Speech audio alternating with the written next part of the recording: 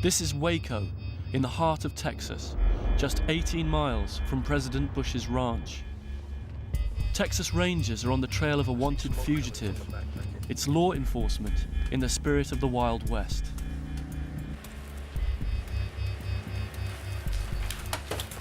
Jack, see your hands, see your hands. Let's go. Everybody out. Out now. Keep your hands. Anybody else in there? Yeah, my husband, he's naked. Tell him come out. Come on out. Let me see your hands. Let me see your hands now. Show me your hands. Come on out. Get out now.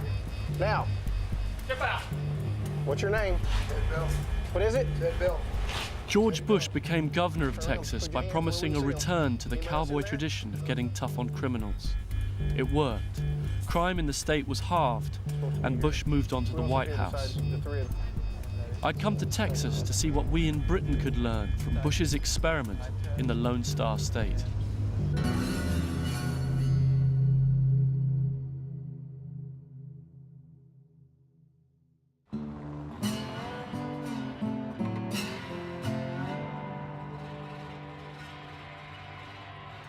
My journey started in Fort Worth, the original cow town, at the heart of this huge state. Texans project an aura of confidence. They have a view of the world that is simple but powerful. There are good guys and bad guys, a view that George Bush clearly shares. In the 1980s, the Lone Star State experienced a huge surge in crime. In 1994, George W. Bush was elected governor on a pledge to get tough with criminals. He tripled the number of prison beds and promised in particular to get tough on young offenders. The result has been a huge drop in crime, and the methods he used have come to be known as the Texas solution. The vote carries with it an awesome responsibility. Texas is ready for a new generation of leadership, and I will provide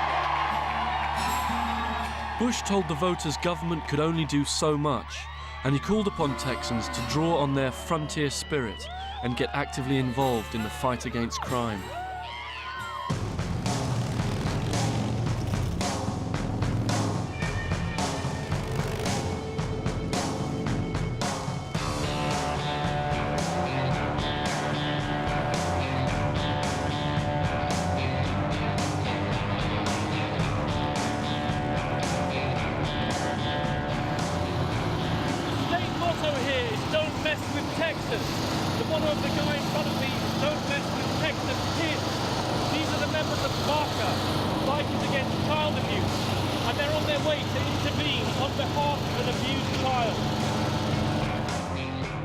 Bikers against child abuse may look like outlaws, but these are the sort of active citizens that Texas produces. There were 60 of them, riding out like a posse in a western to adopt an abused child into their biker family. Leading the ride was the chapter president, Brian Humble, nicknamed Brass. Now about the kids. Hellbug, 8 years old, who was sexually molested by her step-grandfather.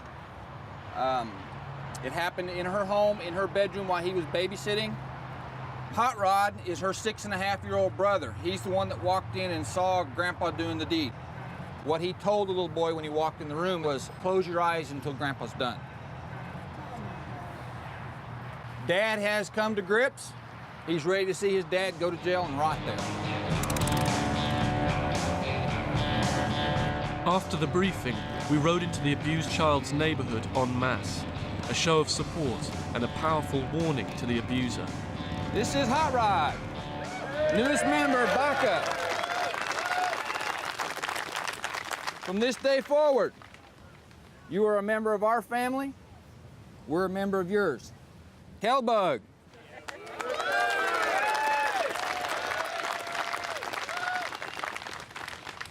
We're here for one reason only, and that's to support you guys and protect you guys. We don't want you guys to feel afraid anymore, okay?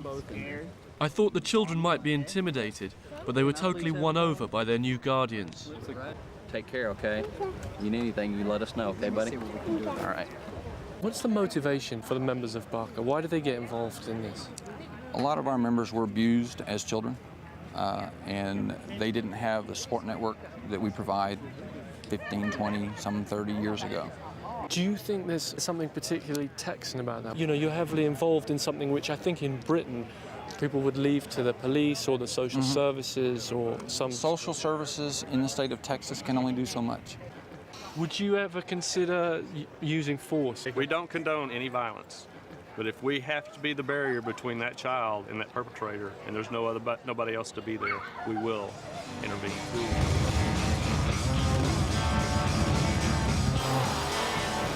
There was something typically Texan about the bikers' desire to stick up for what they thought was right.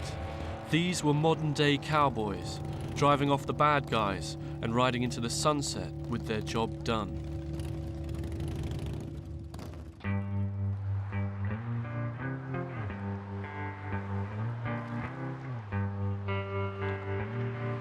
Active citizenship is not just about having a motorbike. Under Bush, radical new gun laws allowed every Texan to feel like a modern-day cowboy. From Fort Worth, I drove south to Austin, seat of the state government. Gun control was central to Bush's campaign for the governorship here in 1994.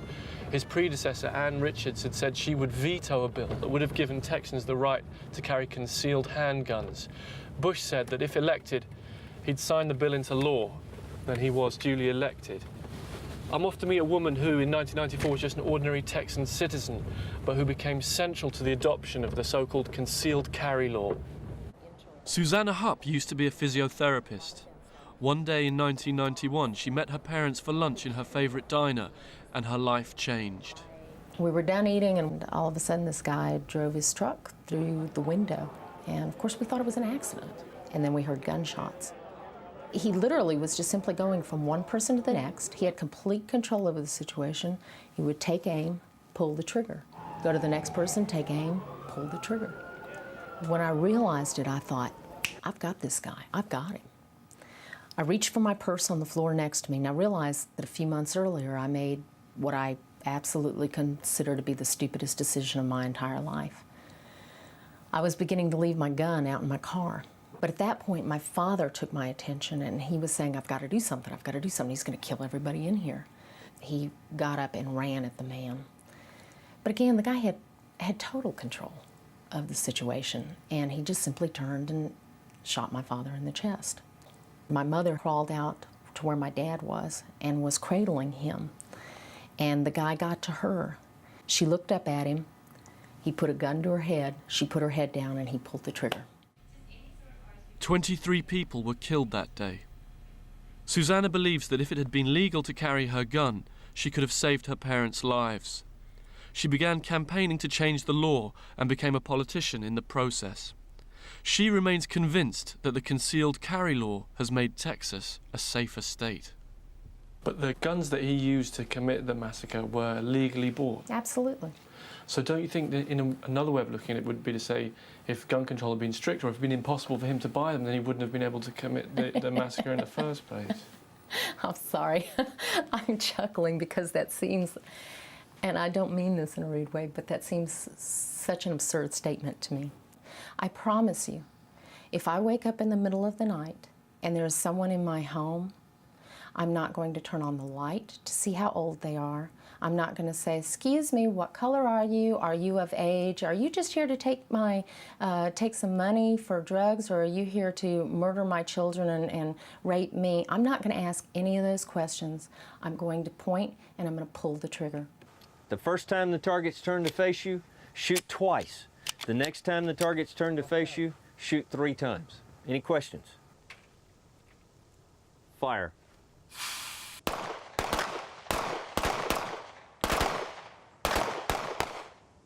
In advocating stricter gun control, I'm the extremist. Texans agree with Susanna Hupp and George Bush. They want the right to protect themselves and their families. Since the concealed carry law was passed, 250,000 permits have been issued. Supporters of the law say it's caused a measurable drop in crime. Okay, shooters. This is 5 rounds in 10 seconds from 21 feet. 21 feet is the distance at which, if you're in a confrontational situation and somebody charges you, this is the minimum distance that you need, or they'll get to you before you can defend yourself. Any questions? You may load your weapons with 5 rounds. To qualify for a permit, Texans have to pass a weapons training course. I'd come to the outskirts of Austin to a course run by Tom Schaefer, a former police officer. What kind of people come on this course? I have professionals of all trades. I have doctors and lawyers and nurses and accountants. We've got a guy here in class today that's a retired engineer. We have another one that was in the military. Why do they come on the course? Well, they want to feel a sense of protection. We live in a society that has a lot of criminals in it, and they're violent criminals. And if you don't have any means at all other than your wits about you to defend yourself, we have some people that will just shoot you just to watch you be shot. And it's the idea that they have a perception of being safe if they have a tool besides their mind.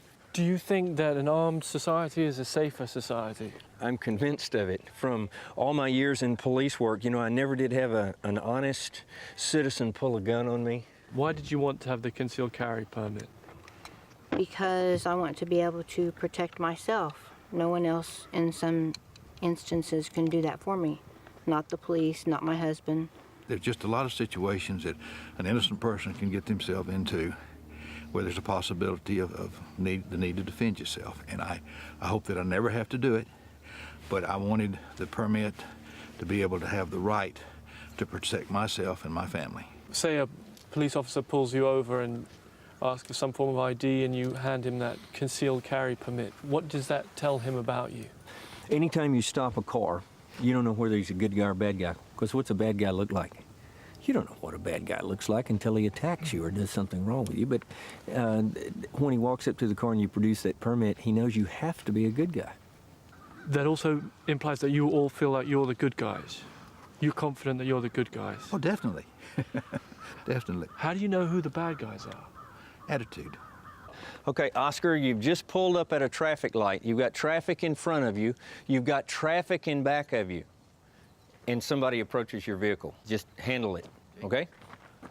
Hey, buddy, how you doing? You hadn't got $1 for a poor guy that I work for a living. I appreciate that. I will. I'll be glad. You got any work that you need me to do for you? No, I really don't. Man, I tell you, you got such a nice truck here. Could you give me a ride downtown, please? I appreciate your concern, but I can't help you. I'm sorry. Okay. Please. All right, what do you think? Do you think it's a wise idea to let a stranger open your door? No. Okay, let's try it again. Hey, buddy, how's it going today? You need your windows washed? Hey, no. Hey, get out of that truck. Back off. Okay, that's exactly what you're supposed to do. When that door came open. Violent action to grab the door open. That door came open. That was my... Go ahead. He made a move at you. He made an aggressive... He turned nasty. Aggressive move to get When to he him. pulled that door, he violated my space. After he told me to back off. How's that going to stand up in a court of law? Because it's a reasonable fear. Is it reasonable for somebody to come up to your door and jerk your door open? What good could come out of it for you for a perfect stranger coming using physical force to try to get to you? Perfectly okay. After a week in Texas, it struck me that George Bush's call to arms had found a receptive audience. Texas's self-styled good guys were not only willing to uphold the law, they were ready to enforce it.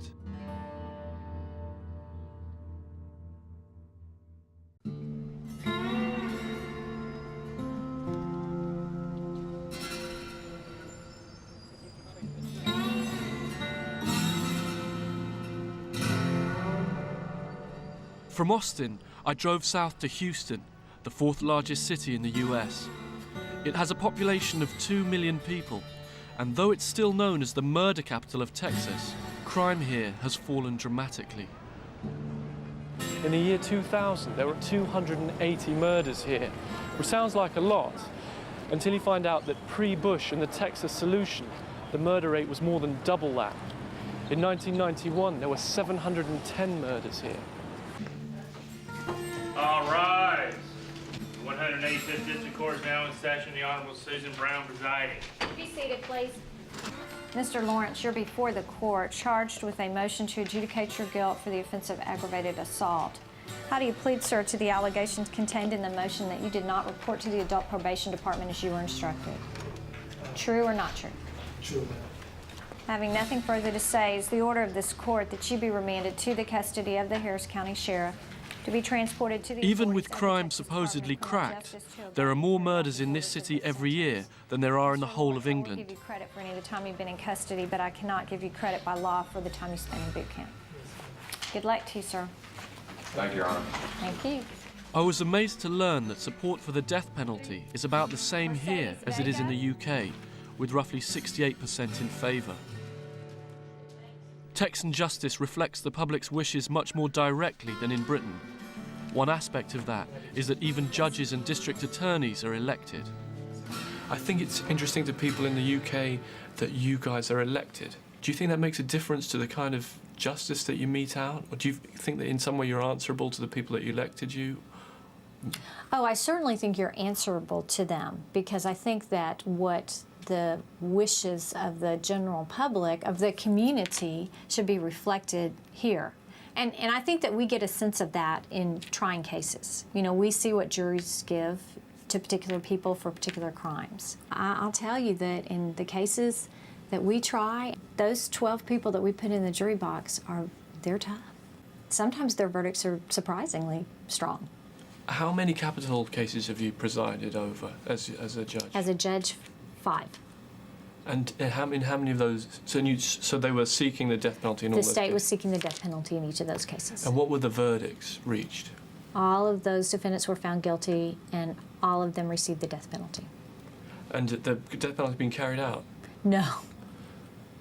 No, they're all in the appellate system, either in state court or in federal court at this point. Did you agonize over the cases? Did it bother you that you were seeking to end someone's life, however heinous a crime they might have committed? I don't know if agonize is the right word, because at the prosecutor's office, you're dealing with the victims' families on a day-to-day basis, and you know what effect this has had on their family. And so you more see it, when you see it from that victim standpoint and you know how horrific the crime is, your concern about the offender is not as great. More than half of the judges in this district are women, but there's nothing particularly feminine about the county's zeal to use the death penalty. Whether women or men, they wouldn't win their elections if they stood against it. For District Attorney Chuck Rosenthal, it's also a matter of religious conviction. How do you reconcile it with your conscience, seeking the death penalty, well, seeking to put someone to death? Do you have any difficulty with it? I think the death penalty is a biblical proposition, and I believe the Bible, and so I don't have any personal reservations about the death penalty. But the Bible does say, "Thou shalt not kill." Doesn't that apply? No, it says, "Thou shalt not murder." If you look at the modern translations in Deuteronomy and Exodus, it says, "Thou shalt not murder," and provides some very stiff penalties for those who do commit murder.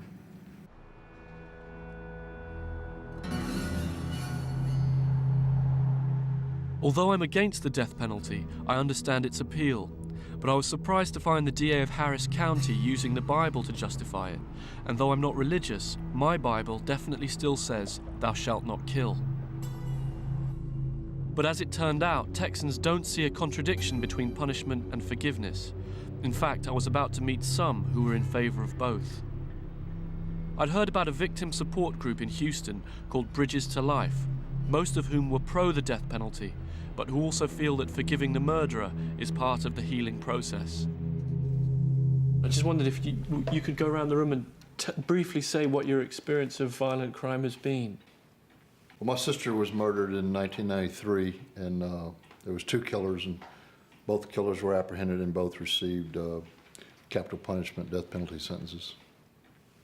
And my daughter was murdered in '86 on her 21st birthday, and he was apprehended and also received the death penalty.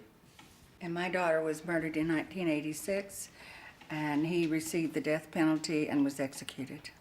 Do you consider that you've all been able to forgive the perpetrators of these crimes against you? Yeah, I have. Yes. Yes. You were asked about forgiveness. In my case, not totally, but sometimes part of forgiveness is just kind of a self-defense the options are not very good, because in not forgiving, you become a total prisoner, you become totally in pain, and the lack or absence of forgiveness brings a lot more problems to a person than forgiving. Paula Kurland's daughter Mitzi was murdered in 1986 on her 21st birthday. The killer was a man called Jonathan Nobles, who'd been stalking her roommate. She ended up bleeding to death in the corner of her closet. He had stabbed her 28 times. Paula went against the wishes of her family and arranged to meet Nobles on death row. I had to talk to Jonathan, and I didn't want to know why he had murdered my daughter. The fact that he did it was more information than I really wanted. But I needed to talk to him. There were just some things that I needed to say to him and to him only. The encounter was filmed by American television.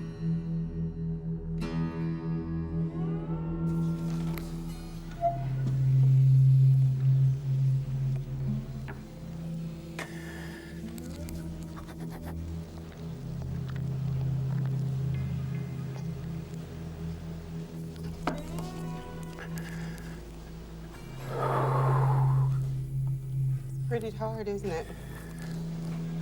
It's the hardest thing I've ever done in my life. Dying is easier than this. This is Mitzi. She was a real person, Jonathan. She was real. And she was nothing to you. But she was my whole life. She was my baby. And you can't imagine what you've done. The fact that he was going to be executed was something that just had to be done. I mean, the crime that he committed was so heinous that, and in Texas, it has to be the worst of the worst to get the death penalty. And do I think that it was a justified sentence? Yes, I do. When God let me know that I didn't have to forgive what he did, that I had to forgive him, it was very difficult.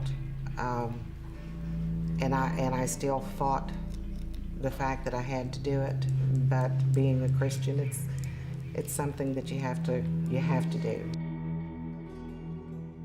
Jonathan Nobles was executed by lethal injection on the 7th of October 1998. Instead of a last meal, he took communion. Paula Kurland attended the execution. In Texas, forgiveness does not mean mercy.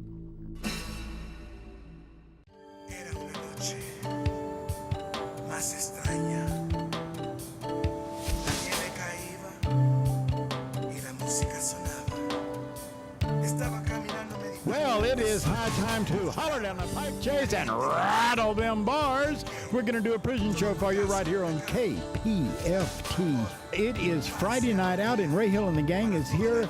Here is the music of Ross Burt. I can't believe there's so much hate. I was halfway through my journey in the Lone Star State. The Texans I'd met seemed to be telling me that Bush's approach had been a total success. Yet I was about to see a different side of the Texas solution. I'd arranged to meet another victim of crime. His name was Ross Byrd. Ross's father, James Byrd, was murdered in a notorious incident in Jasper, Texas. White racists chained him to a pickup truck and killed him.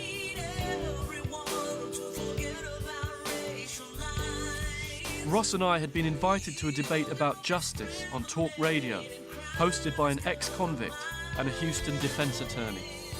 Question.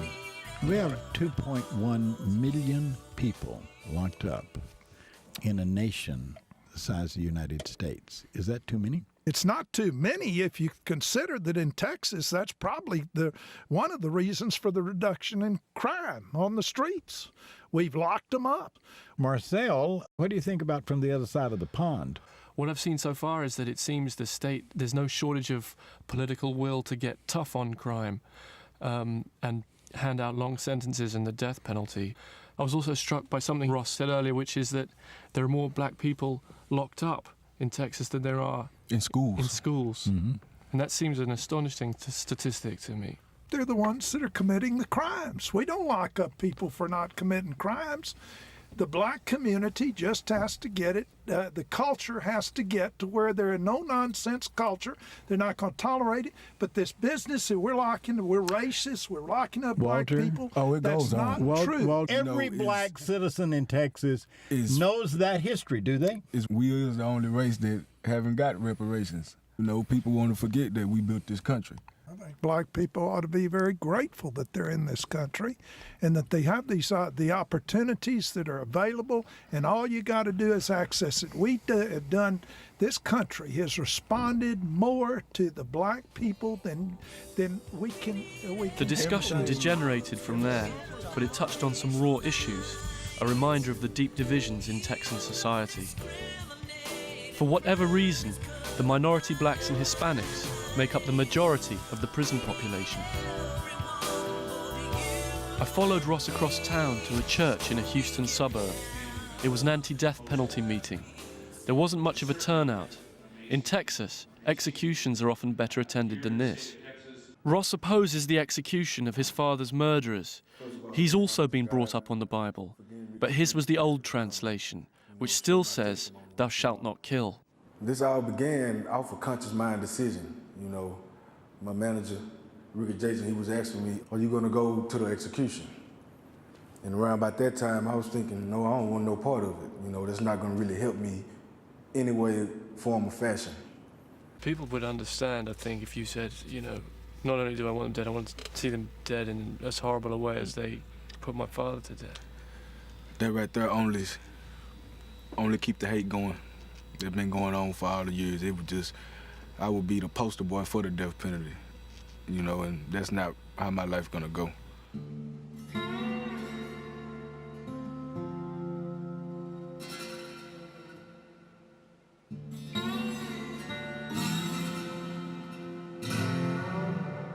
After a week of hearing contradictory arguments about capital punishment, I got the news that my request to visit death row had been approved. There was an inmate I wanted to speak to. Back in Houston, Judge Susan Brown had told me about a man called Bobby James Moore. He'd shot a man's head off in a bungled robbery, but after 23 years awaiting execution, she said he was a reformed character. He's been a mentor on death row, so he has truly changed. You couldn't go any further in rehabilitation. Bobby, you don't feel, you're not an innocent man. You never claimed to be an innocent man. You are guilty of the crime you committed. Yes, I'm guilty of the crime that I committed. I accept responsibility for my actions, if I could go and change what happened 20 years ago, that was possible, I would, Susan Brown said that she felt that you really had changed during your time here. That a lot of people have felt that you are a different person from the Bobby Moore who was committed here 23 years ago. Most of the people that knew me over the years and people that I had the opportunity to meet when I went back for the trial, all felt that, from their own perspective that I had changed over the years, which is true, I have changed a great deal. I'm not who I was 20 years ago. Bobby has had various appeals turned down. He now has one pending, but time is running out. It's a disturbing fact that black people make up 13% of the population of Texas, but 41% of death row. Under George Bush, the state executed 152 people, but not one of them was a white man convicted of murdering a black man. Death row is the end of the line for Texas's bad guys, however much they've changed.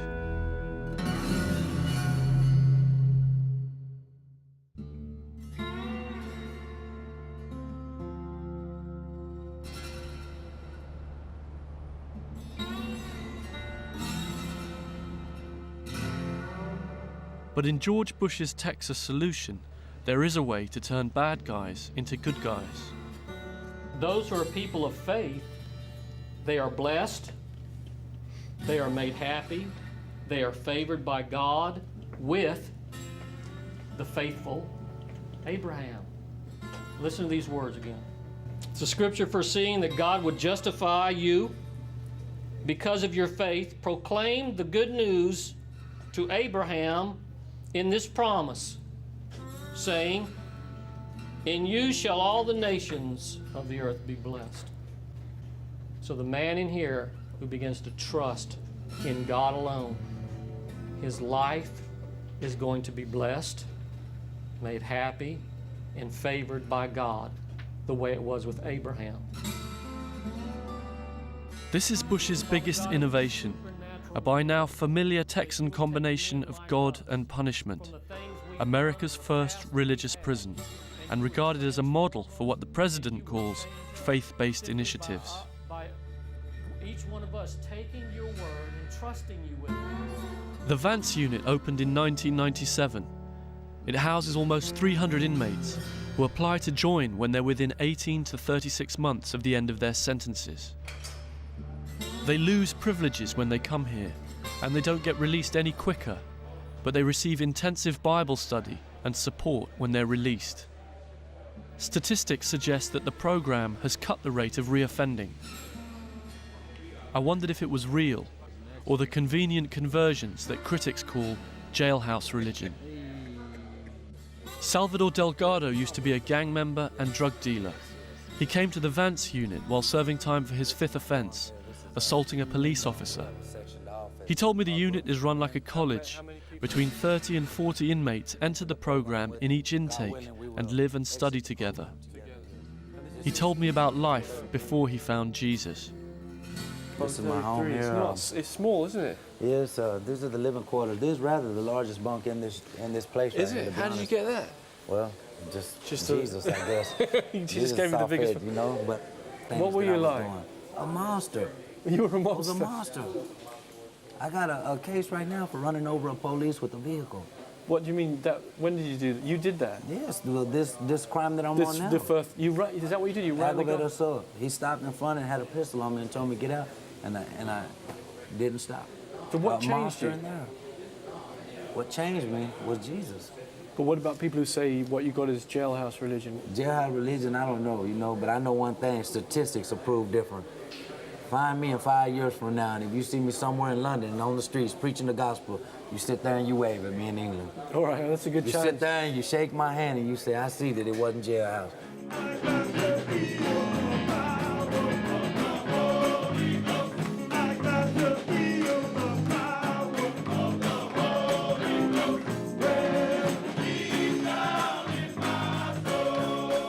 While he was governor, George Bush made a very public visit to the Vance unit. Bush famously became a born-again Christian on his 40th birthday in 1986.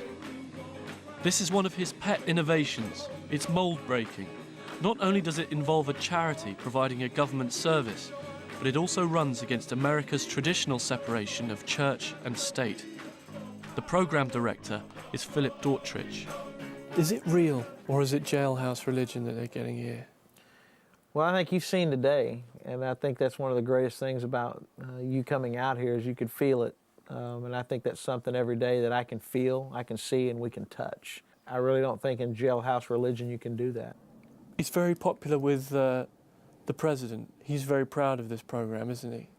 Definitely. And when he was governor, obviously he made the decision to give us an opportunity to open this unit. Has visited here once as governor. And has talked about us several times, but I think that just goes back to his views on his own personal faith and what he really believes works and what's worked for him personally.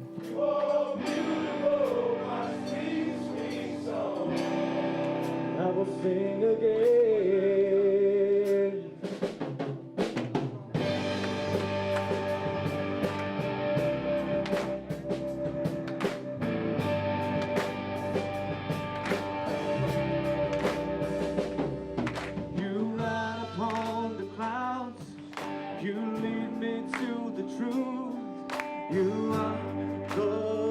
I found it impossible to come to the Vance unit and not be moved by the spectacle of these men who include murderers and hardened criminals joined in prayer.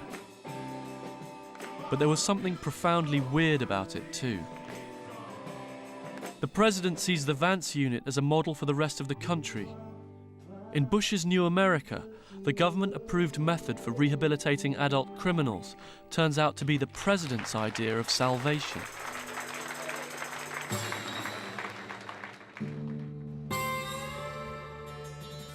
As we finished our visit, we were allowed to film 3 inmates graduating from the program.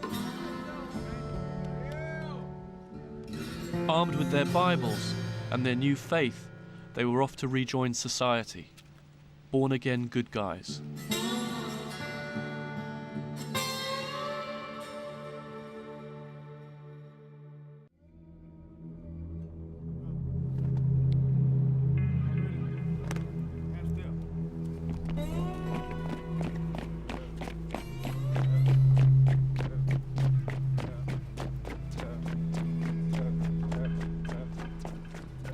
When George Bush ran for governor, Texas had a soaring juvenile crime rate. While he was in office, the number of youths sent to juvenile institutions increased by more than 50%. Governor Bush had delivered what he'd promised, but I worried that he was storing up terrible problems for the future. I'd come to Giddings Youth Prison, wondering if, like its counterparts in Britain, it was an academy of crime. Inmates at Giddings are the most serious young offenders in the state of Texas. 90% of the boys here have committed serious felony offences. They're here to receive rehabilitation and correctional therapy. This is Texas's answer to cracking youth crime. Giddings is a boot camp, run on a military regime of 16-hour days and no-nonsense discipline. Violent misbehaviour is punished by a spell in the isolation unit, locked up with points held against your record. Boot camps were tried in the UK by the last Tory government. They were an expensive failure. A study found that offenders were even more likely to go on and commit violent crimes after leaving. Here at Giddings, they've addressed that head-on with a surprisingly forward-thinking approach to sentencing and rehabilitation. Giddings runs the Capital Offenders Program. It lasts 6 months and aims to teach empathy to some of the worst young offenders. In the first stage of rehabilitation, the offenders have to recount their crimes. The session was begun by Luis Chavez. My name is Luis Chavez. I'm 18 years old. I'm from El Paso, Texas. I'm responsible for murder and aggravated assault with a deadly weapon of Christian Garcia, age 18, relationship rival gang member, and Edgar Dominguez, age 18, relationship rival gang member. I aimed towards him and I fired once. Before I fired, I was feeling nervous and scared. But once I fired, those feelings went away. I felt powerful, I felt in control. I felt like I couldn't be stopped. So then I shot again. I cocked the shotgun and I shot again. I had seen Christian fall to the ground. He fell face first on his knee and he began rolling, grabbing his back. Due to my gang involvement, I received a determinate sentence of 35 years. With a minimum period of confinement of 36 months in the TYC program. As governor of Texas, George Bush lowered the age at which criminals could receive the death penalty from 18 to 17, sending a warning to Texas's youths. But in tough love schools like Giddings, he also gave youths like Luis a chance to change. The fact that Texas has the death penalty and seems to be quite keen on using it, does that ever enter your mind as a factor? It does. I mean, when I first did my crime, they was trying to charge me as an adult, which I could have gotten the death penalty or life sentence.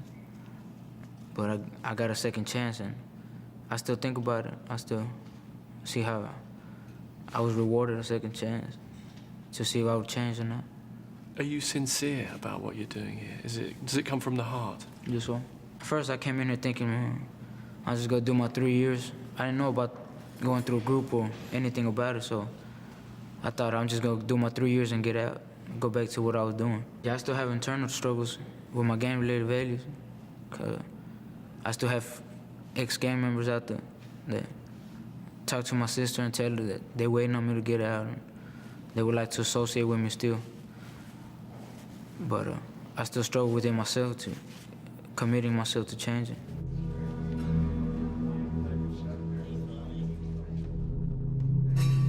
Youths at Giddings are encouraged to go back to their schooling to prepare themselves for work in the outside world. 18-year-old Prassett has just passed his high school diploma and is preparing to leave in a few months.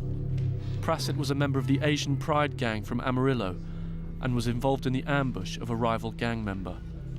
You shot one guy in the back. What happened to the man you shot? Man, I shot.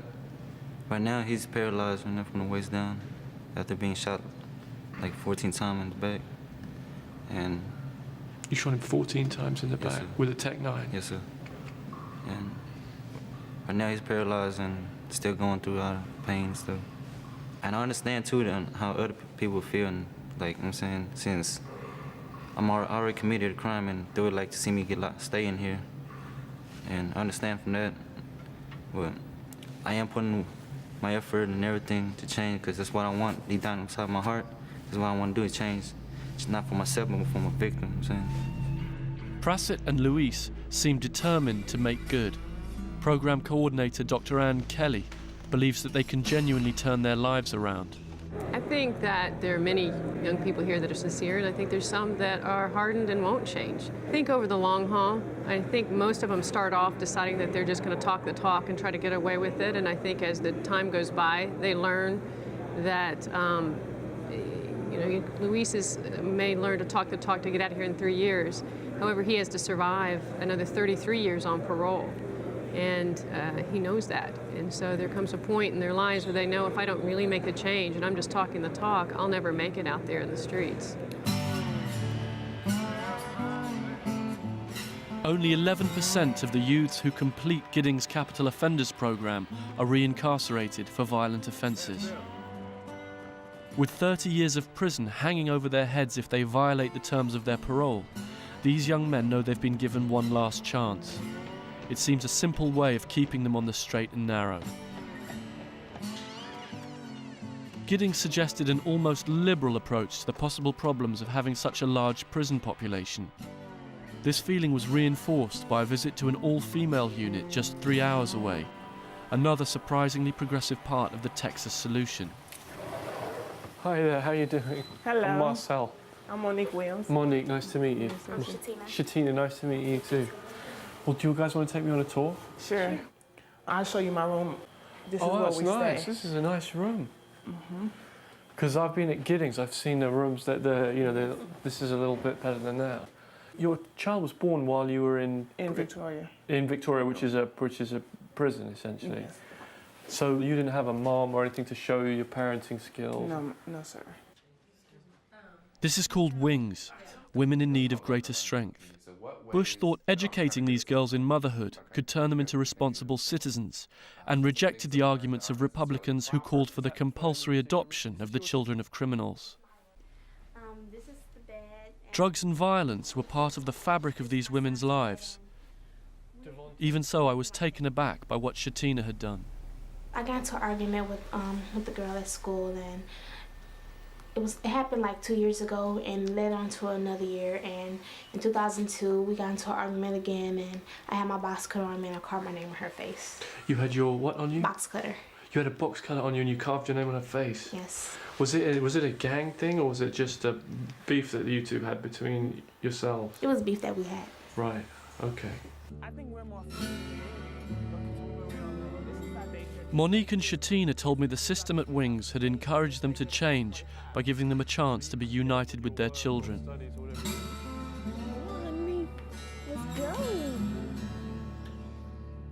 What do you think you've learned here? Most of all, I learned a lot of responsibility, a lot of independence. And you feel confident that you're ready for the big bad world? Yes, sir.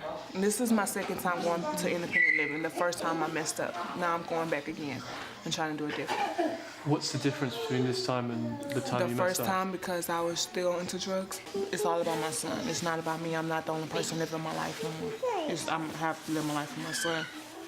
I've got to say, Shatina, I was so surprised when you told me what your crime was. Does it surprise you at all? Right. I knew, like, when I committed my crime, I felt like it wasn't me. I could have just walked away from it, but I chose not to. And I take full responsibility for my actions, and I feel sorry for what I've done. And I apologize.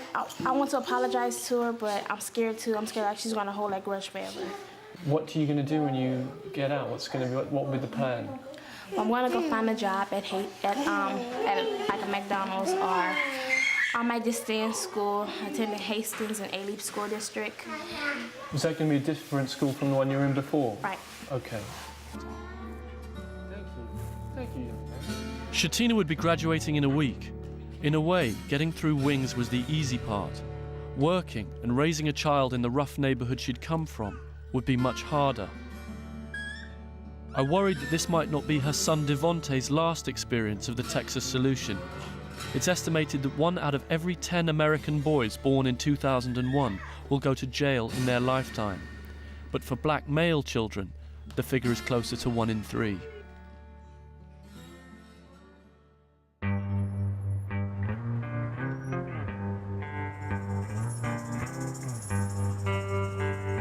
I'd come to the end of my journey through Texas.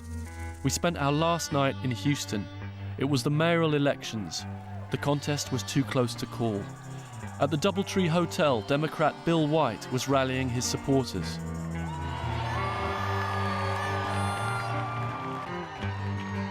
Across town, Orlando Sanchez, the Republican candidate, was also claiming victory. Early returns are looking good. We're going to turn this city around, and we're going to have change at City Hall. I'd seen what the Texas solution had achieved, and I wanted to know from everyday citizens whether they thought crime was still a problem. Crime, is it a big issue for Houstonians? No, I don't. At this point in time, no, I don't believe it is. There were so many other areas, so many other issues that predominated. Over the last 10 years, a lot of our judges have become much more conservative, a lot tougher on crime. And I think we've got a lot of transportation issues the city's grappling with. Is crime a big issue this time round? No, traffic. Traffic is bigger than crime. Whatever their politics, these white middle-class Houstonians felt the Texas solution was the right one, and they wanted more of the same. Looking back over my journey, I couldn't help fearing the long-term consequences of the Texas solution. If Texas were a country, it would have the highest incarceration rate of anywhere in the world. And while Bush was building more prisons, the number of Texans living in poverty, a root cause of crime, increased by about 20%. I felt I'd gotten insight into Texas itself and its view of the world, a view deeply infused with religion that divides people into good guys and bad guys, which sees things in black and white, and which, through its most famous son, is now shaping the whole world.